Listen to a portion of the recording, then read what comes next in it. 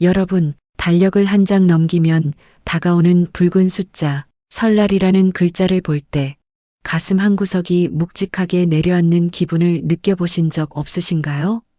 온 가족이 둘러앉아 웃음꽃을 피우던 그 시절의 따뜻함은 온데간데 없고, 이제는 명절이 다가오는 것이 마치 피하고 싶은 숙제처럼 느껴지지는 않으십니까? 자식들이 온다는 전화를 기다리면서도 막상 그 전화벨이 울리면 이번에는 또 무슨 핑계로 오지 못한다고 할까봐 가슴이 철렁 내려앉는 그 복잡 미묘한 심정. 아마 이 방송을 듣고 계신 많은 분이 말 못할 소가리로 간직하고 계실 겁니다. 바빠서 못 가요. 이번엔 여행 가기로 했어요. 그냥 용돈만 보내드릴게요. 이런 자식들의 말에 그래, 너희끼리 잘 지내면 됐지. 라고 쿨하게 대답하면서도 전화를 끊고 난 뒤 텅 빈 거실을 바라보며 밀려오는 서운함과 고독감을 삼켜본 경험, 다들 한 번쯤은 있으시겠지요. 우리는 흔히 세상이 변했다고 말합니다. 요즘 젊은 애들은 정이 없다고, 개인주의가 너무 심해졌다고 탓하기도 합니다. 하지만 정말 그것뿐일까요? 단지 시대가 변했기 때문에 가족이 해체되고 명절 풍경이 삭막해진 것일까요? 오늘 저는 여러분과 함께 조금은 아프지만 반드시 마주해야 할 진실을 이야기해 보려 합니다. 자식들이 부모 집을 찾지 않는 진짜 이유, 가족이라는 이름으로 우리가 서로에게 행해왔던 보이지 않는 폭력과 오해들에 대해 깊이 파고들어 보려 합니다. 철학자 쇼펜하우어는 인간관계를 추운 겨울날 서로의 온기를 찾아 모여드는 고슴도치들에 비유했습니다. 너무 멀어지면 춥고 너무 가까이 가면 서로의 가시에 찔려 피를 흘리는 그 딜레마. 설날이라는 명절은 어쩌면 우리가 그동안 억지로 너무 가까이 붙으려다 서로의 가시에 깊이 찔려버린 상처가 골마 터지는 날인지도 모릅니다. 가족이 안 모이는 진짜 충격적인 이유, 그리고 우리가 남은 생을 존경받는 어른으로 외롭지 않게 살아가기 위해 반드시 알아야 할 4가지 원칙을 말씀드리겠습니다. 첫째, 자식에게 무의식적으로 강요하는 보상 심리의 굴레를 벗어던져야 합니다. 둘째, 관심이라는 이름으로 포장된 경계의 침범을 멈춰야 합니다. 셋째, 형식과 체면에 집착하느라 정작 중요한 정서적 유대를 놓치고 있는 건 아닌지 돌아봐야 합니다. 넷째, 혼자 있는 시간을 견디지 못해 타인에게 의존하려는 노년의 나약함을 극복해야 합니다. 이 4가지를 깊이 이해하고 실천한다면 여러분의 명절은 더 이상 두려운 날이 아니라 진정한 평화와 자유를 누리는 시간이 될 것입니다. 본격적인 이야기에 앞서 짧은 이야기 하나를 들려드리겠습니다. 이 이야기는 어쩌면 우리 모두의 이야기일지도 모릅니다. 여기 70대 중반의 김철수 씨가 있습니다. 김철수 씨는 설날이 되기 일주일 전부터 분주합니다. 시장에서 제일 좋은 고기를 끊어오고 자식들이 좋아하던 생선을 굽고 손주들에게 줄 빳빳한 신권 지폐를 은행에서 미리 바꿔옵니다. 허리가 아픈 아내를 재촉해 송편을 빚고 기름 냄새가 온 집안에 배도록 전을 부칩니다. 마음속으로는 자식들이 문을 열고 들어와 아버지, 어머니 고생하셨어요. 역시 우리 집 밥이 최고예요. 라며 행복하게 웃는 모습을 상상합니다. 드디어 설날 아침, 아들 내외와 딸 내 가족이 도착합니다. 그런데 분위기가 묘합니다. 며느리는 오자마자 앞치마를 두르지만 표정이 어둡고 아들은 소파에 앉아 스마트폰만 들여다봅니다. 손주들은 와이파이 비밀번호부터 묻고는 방으로 들어가 버립니다. 김철수 씨는 서운한 마음에 한마디를 던집니다. 너희는 1년에 몇 번 오지도 않으면서 얼굴 보기가 그렇게 힘드냐? 아비가 이렇게 준비했는데 말 한마디가 없냐? 그 순간 아들이 참았던 숨을 내쉬며 대답합니다. 아버지, 그냥 외식하자고 했잖아요. 오면 쉬지도 못하고 눈치만 보이고 이게 무슨 명절이에요? 저희도 힘들어요. 제발 그냥 좀 놔두세요. 순식간에 얼어붙은 공기 속에서 김철수 씨는 멍하니 생각합니다. 나는 내 모든 걸 바쳐서 너희를 키웠는데 고작 돌아오는 게 인행대란 말이냐? 결국 그날 점심은 모래알을 씹는 듯한 침묵 속에서 지나갔고 자식들은 서둘러 짐을 싸서 떠나버렸습니다. 남겨진 것은 식어버린 전 냄새와 김철수 씨 부부의 깊은 한숨뿐이었습니다. 여러분, 이 장면이 낯설지 않으시지요? 도대체 무엇이 잘못된 것일까요? 김철수 씨의 정성이 부족했던 걸까요? 아니면 자식들이 정말로 불효막심한 걸까요? 지금부터 그 깊은 속사정을 4가지 원칙을 통해 하나하나 파헤쳐 보겠습니다. 첫 번째 원칙은 보상 심리의 굴레를 끊어내는 것입니다. 우리는 흔히 자식을 키우는 것을 희생이라고 표현합니다. 먹고 싶은 건 못 먹고 입고 싶은 건 못 입어가며 내 청춘을 다 바쳐서 너희를 키웠다는 그 생각. 물론 그것은 숭고한 사랑이자 사실입니다. 하지만 그 희생이라는 단어 뒤에는 무서운 함정이 도사리고 있습니다.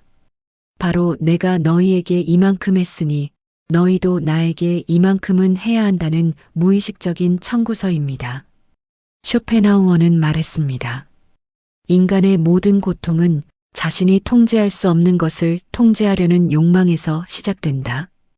우리가 자식에게 바라는 효도, 따뜻한 말 한마디, 자주 찾아오는 정성, 이 모든 것은 사실 자식의 마음에서 우러나와야 하는 것이지 우리가 강요하거나 통제할 수 있는 영역이 아닙니다. 그런데 우리는 자꾸만 거래를 하려 듭니다. 내가 너 대학 보낼 때 쓴 돈이 얼마인데, 내가 너 결혼할 때, 집 해줄 때 내 노후 자금 깬 거 알지? 이런 생각이 마음 깊은 곳에 자리 잡고 있으면 자식을 바라보는 눈빛에 기대와 원망이 서리게 됩니다. 그리고 자식들은 귀신같이 그 눈빛을 읽어냅니다. 부모의 집 현관문을 열고 들어서는 순간 자식들이 느끼는 감정은 반가움이 아니라 부채감입니다. 빚쟁이 앞에 선 채무자처럼 자식들은 부모 앞에서 죄인이 됩니다. 아무리 잘해드려도 부족한 것 같고 부모님의 한숨소리가 마치 더 내놓아라, 더 관심을 내놓아라 하는 독촉장처럼 들리는 것입니다. 현실적인 사례를 하나 들어보겠습니다. 명절에 자식들이 용돈을 봉투에 담아드립니다. 부모님은 그 봉투를 받으시며 이렇게 말씀하십니다. 에구, 너희 쓸 돈도 없을 텐데 뭘 이런 걸 다. 그런데 옆집 철순애는 이번에 자식들이 유럽 여행을 보내줬다더라. 이 말 한마디. 부모님 입장에서는 그냥 스쳐 지나가는 말이었을지 모릅니다. 아니면 은근히 나도 그런 대우를 받고 싶다는 소망을 농담처럼 던진 것일 수도 있습니다. 하지만 이 말을 듣는 자식의 입장에서는 가슴에 비수가 꽂히는 기분입니다. 내가 무리해서 준비한 이 용돈이 부모님 성에는 차지 않는구나. 나는 여전히 부족한 자식이구나. 이런 패배감과 죄책감이 드는 순간 그 자리는 더 이상 쉼터가 아니라 감옥이 됩니다. 사람은 본능적으로 자신을 죄인으로 만드는 사람을 피하고 싶어 합니다. 그것이 설령 부모라 할지라도 말입니다. 이것은 도덕의 문제가 아니라 생존 본능의 문제입니다. 내 자존감을 갉아먹고 나를 끊임없이 부족한 존재로 느끼게 하는 공간에는 누구도 오래 머물고 싶어 하지 않습니다. 그렇다면 어떻게 해야 할까요? 보상 심리를 버린다는 것은 자식에게 아무것도 기대하지 말라는 차가운 말이 아닙니다. 내가 자식에게 베푼 사랑을 투자가 아니라 선물로 재정의하라는 뜻입니다. 투자는 원금과 이자를 회수해야 하지만 선물은 주는 순간 그 행위 자체로 완성되는 것입니다. 내가 너를 키우면서 느꼈던 기쁨, 내가 처음 걸음마를 떼던 날의 환희, 그것으로 나는 이미 충분히 보상받았다. 이렇게 마음을 고쳐 먹어야 합니다. 자식이 찾아오지 않아도 용돈이 적어도 그것이 내 삶의 가치를 훼손하지 않는다고 믿어야 합니다. 여러분이 자식에게 베푼 것은 여러분이 부모로서 누린 기쁨의 비용이었지, 자식에게 빚을 지운 것이 아님을 명심하십시오. 부모가 자식에게 너는 나에게 빚진 게 없다라는 태도를 보일 때 역설적으로 자식들은 그 무한한 사랑에 감사함을 느끼고 스스로 부모 곁으로 다가오게 됩니다. 부채감이 아닌 감사함으로 찾아오는 자식, 그것이 우리가 바라는 진정한 명절의 풍경 아닐까요? 두 번째 원칙은 친밀함과 무례함을 구분하는 경계의 지혜입니다. 가족이라는 이유로 우리는 너무나 쉽게 서로의 경계를 침범합니다. 특히 부모 세대는 내 자식 일은 곧 내 일이라는 생각에 자식의 삶에 깊숙이 개입하는 것을 사랑이라고 착각합니다. 쇼펜하우어는 그의 저서에서 이렇게 말했습니다. 사람은 혼자 있을 때만 온전히 그 자신일 수 있다. 그러므로 고독을 사랑하지 않는 자는 자유를 사랑하지 않는 자다. 이 말은 뒤집어 생각하면 우리는 누구나 타인의 간섭 없이 온전히 나로 존재할 수 있는 공간과 시간이 필요하다는 뜻입니다. 가족이라 할지라도, 아니 오히려 가족이기에 더욱더 각자의 독립된 영역을 존중해 주어야 합니다. 설날 밥상머리에서 오가는 대화들을 떠올려 보십시오. 너 승진은 언제 하니? 애는 언제 낳을 거니? 둘째는 있어야 하지 않겠니? 살이 좀 찐 것 같다. 관리 좀 해라. 저축은 얼마나 하고 있니? 부모님 입장에서는 걱정되어서 인생 선배로서 도움을 주고 싶어서 하는 말들입니다. 하지만 듣는 자식 입장에서는 이 모든 것이 평가이고 지적이며 간섭입니다. 1년 내내 직장에서 상사의 평가에 시달리고 치열한 경쟁 사회에서 살아남기 위해 발버둥 치다가 겨우 쉴 곳을 찾아 부모님 댁에 왔는데 거기서마저 또 다른 평가표를 받아드는 기분. 그 피로감은 상상을 초월합니다. 특히 며느리나 사위에게 건네는 말들은 더욱 조심해야 합니다. 우리 아들 아침밥은 잘 챙겨주니? 이 말은 며느리에게 단순한 안부 인사가 아닙니다. 내 아들을 잘 보필하고 있는지 감시하겠다는 메시지로 들립니다. 이런 미묘한 경계 침범들이 쌓이고 쌓여서 결국 이번 명절에는 그냥 각자 집에서 쉬자는 말이 나오게 만드는 것입니다. 어느 60대 어머니의 사례를 들려드리겠습니다. 이분은 아들이 집에 올 때마다 냉장고 문을 열어보고 청소 상태를 지적했습니다. 반찬이 이게 뭐니, 썩은 게 있네.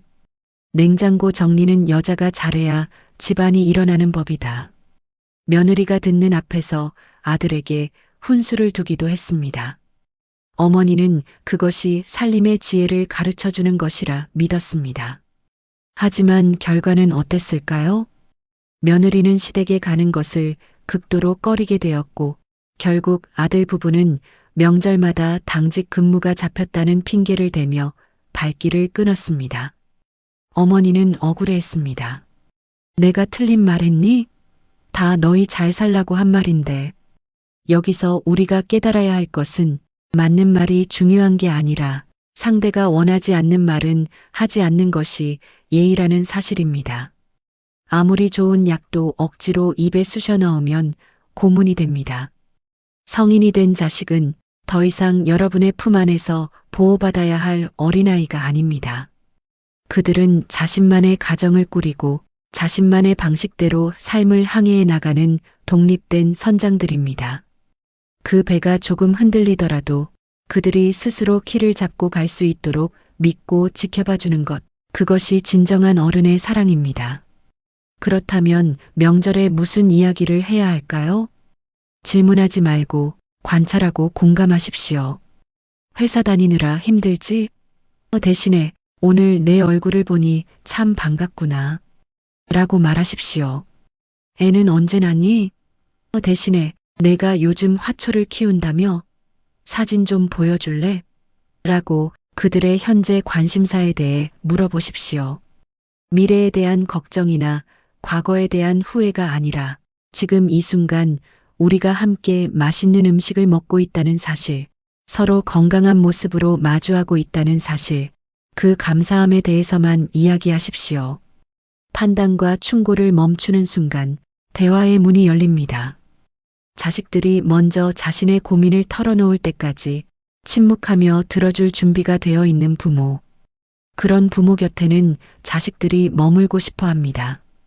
여러분의 입술을 닫고 귀를 여는 것, 그것이 자식들을 집으로 불러들이는 가장 강력한 주문입니다. 세 번째 원칙은 형식과 체면보다는 정서적 유대를 우선하는 것입니다. 우리는 명절을 노동의 날로 착각하곤 합니다. 조상님께 올릴 차례상을 휘어지게 차려야 하고 온 친척이 모여 북적거려야 남보기에 부끄럽지 않다고 생각합니다. 하지만 곰곰이 생각해 보십시오. 조상님이 정말로 자손들이 뼈 빠지게 일해서 차린 음식을 드시며 서로 얼굴을 붉히고 다투는 꼴을 보고 싶어 하실까요? 유교의 창시자인 공자께서도 예는 사치하기보다는 차라리 검소해야 하고 상례는 형식을 갖추기보다는 진정으로 슬퍼해야 한다. 라고 말씀하셨습니다. 본질은 마음이지 음식의 가짓수가 아닙니다. 그런데 우리는 주객이 전도된 명절을 보내고 있습니다. 음식을 준비하느라 며칠 전부터 허리가 끊어질 듯 아픈 어머니, 그 어머니 눈치 보느라 가시방석인 아들, 낯선 부엌에서 하루 종일 노동에 시달리며 분노를 사기는 며느리. 이런 지옥 같은 풍경 속에서 도대체 무슨 가족의 정이 싹트겠습니까? 다 같이 먹자고 하는 일인데 뭘 그리 유난이냐라고 하실지 모르겠습니다. 하지만 요즘 세대에게 명절 노동은 단순한 육체 노동이 아니라 불합리한 관습에 대한 저항감을 불러일으킵니다. 특히 전이나 튀김 같은 음식들, 요즘은 시장이나 마트에서 얼마든지 살 수 있습니다. 심지어 평소에는 기름져서 잘 먹지도 않는 음식들을 명절이라는 이유만으로 산더미처럼 쌓아놓고 결국 다 먹지 못해 냉동실에 처박아 두다가 버리는 일이 얼마나 많습니까? 그것은 낭비이자 가족의 평화를 깨는 주범입니다. 어떤 현명한 시아버님의 사례를 소개합니다. 이분은 명절 일주일 전에 자식들에게 선언했습니다. 올해 설부터는 차례 안 지낸다. 그냥 너희들 좋아하는 갈비찜이나 하나 해서 맛있게 먹자. 그리고 밥 먹고 나면 설거지는 가위바위보로 정하고 다 같이 영화나 한 편 보러 가자. 처음에는 아내가 반대했습니다. 조상님들이 노하신다며 펄펄 뛰었습니다. 하지만 시아버님은 단호했습니다. 죽은 조상밥 챙기느라 산 자식들 등골 빼먹는 게 더 큰 불효다. 결과는 어땠을까요? 며느리의 발걸음이 가벼워졌습니다. 아들의 표정이 밝아졌습니다. 음식 준비 시간이 줄어드니 비로소 서로의 얼굴을 마주보고 대화할 시간이 생겼습니다. 아버님, 요즘 이 영화가 재밌대요. 어머니, 저랑 카페 가서 커피 한잔 하실래요? 노동이 사라진 자리에 비로소 관계가 채워지기 시작한 것입니다. 여러분, 명절의 목적이 무엇입니까? 제사입니까? 아니면 만남입니까? 만약 만남이 목적이라면 만남을 방해하는 모든 장애물을 과감하게 치워야 합니다. 형식은 시대에 따라 변하는 것이고 변해야만 살아남을 수 있습니다. 남들이 욕한다는 체면은 내려놓으십시오. 그 남들이 여러분의 행복을 책임져 주지 않습니다. 우리 집만의, 우리 가족 모두가 행복할 수 있는 새로운 명절 문화를 만드십시오. 음식은 배달시켜도 좋고 외식을 해도 좋습니다. 중요한 것은 함께 웃었느냐입니다. 명절이 끝난 뒤, 아, 힘들었다라는 말이 아니라, 아, 즐거웠다, 또 보고 싶다라는 말이 나오게 만드십시오. 그것이 여러분이 자식에게 줄 수 있는 최고의 명절 선물이며 동시에 여러분 자신에게 주는 선물이기도 합니다. 마지막 네 번째 원칙, 가장 중요하면서도 어려운 홀로됨의 두려움과 통제를 내려놓는 것입니다. 나이가 들수록 외로움은 사무칩니다. 배우자가 먼저 떠나거나 몸이 예전 같지 않을 때 우리는 본능적으로 누군가에게 의지하고 싶어집니다. 그리고 그 대상은 1순위로 자식이 됩니다. 하지만 이 의존심이 지나치면 집착이 되고 통제가 됩니다. 쇼펜하우어는 홀로 있는 법을 배운 사람만이 진정한 행복을 누릴 수 있다고 했습니다. 노년의 품격은 혼자 있는 시간을 얼마나 우아하고 평화롭게 보낼 수 있느냐에서 결정됩니다.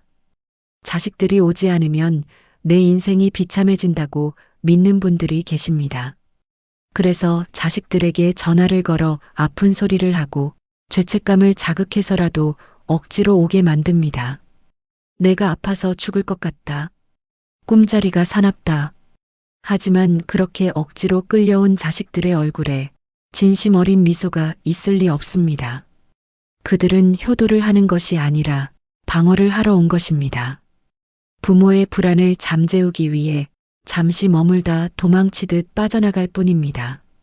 이런 만남이 반복될수록 부모는 더 큰 공허함을 느끼고 자식은 더 큰 부담감을 느껴 점점 더 멀어지게 됩니다.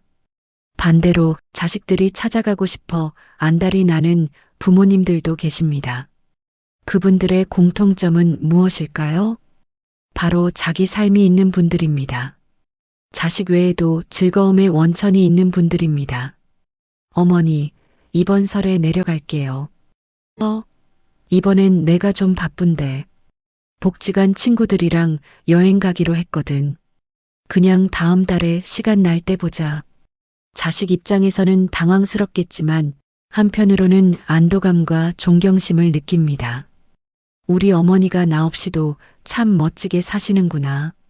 부담 갖지 않아도 되겠구나. 그리고 역설적으로 그렇게 바쁘고 활기찬 부모님이 궁금해서 더 자주 연락하게 됩니다. 매력적인 사람 곁에는 늘 사람이 모이는 법입니다. 그것은 부모 자식 관계에서도 마찬가지입니다. 자식에게 목매는 부모보다 자신의 인생을 즐기는 부모가 훨씬 더 매력적이고 가깝게 느껴집니다. 여러분의 정원을 가꾸십시오. 그것이 진짜 꽃밭이든 취미 생활이든 봉사활동이든 상관없습니다. 자식이라는 나무만 바라보며 물을 주기에는 여러분의 인생이라는 땅이 너무나 넓고 비옥합니다. 스스로 행복할 줄 아는 부모는 자식에게 행복의 짐을 지우지 않습니다. 부모가 행복해 보이면 자식은 죄책감에서 해방되어 가벼운 마음으로 기쁜 마음으로 부모를 찾아오게 됩니다. 고독을 두려워하지 마십시오. 고독은 외로움이 아니라 오롯이 나 자신과 대화할 수 있는 자유의 시간입니다.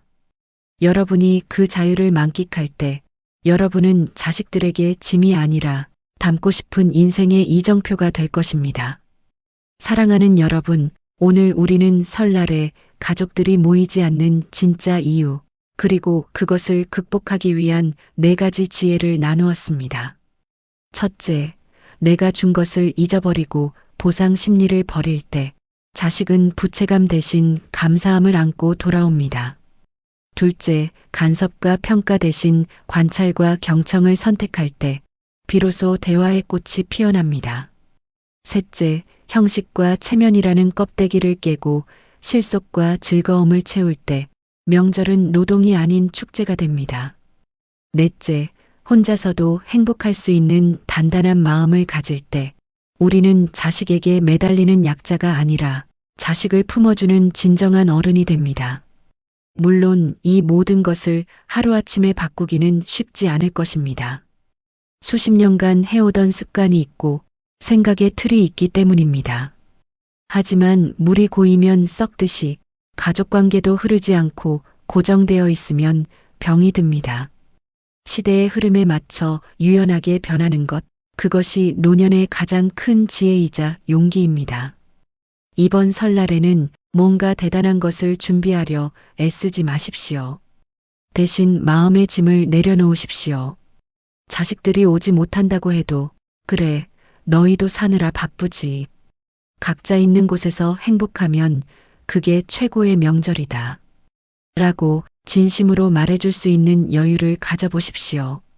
그리고 만약 자식들이 온다면 따뜻한 밥 한 끼, 비난 없는 대화, 기대 없는 미소로 맞이해 주십시오.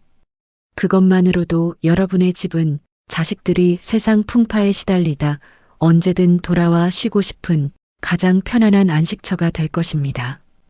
가족은 꽉 쥐면 부서지는 모래가 아니라 가만히 두면 저절로 모여드는 물과 같아야 합니다. 여러분의 남은 생이 그리고 다가오는 모든 명절이 의무와 형식의 굴레에서 벗어나 진정한 자유와 사랑으로 가득 차기를 소망합니다. 오늘 이 이야기가 여러분의 마음에 작은 울림을 주었다면 구독과 좋아요로 함께 해주세요. 여러분의 평안하고 지혜로운 노후를 늘 응원하겠습니다. 감사합니다.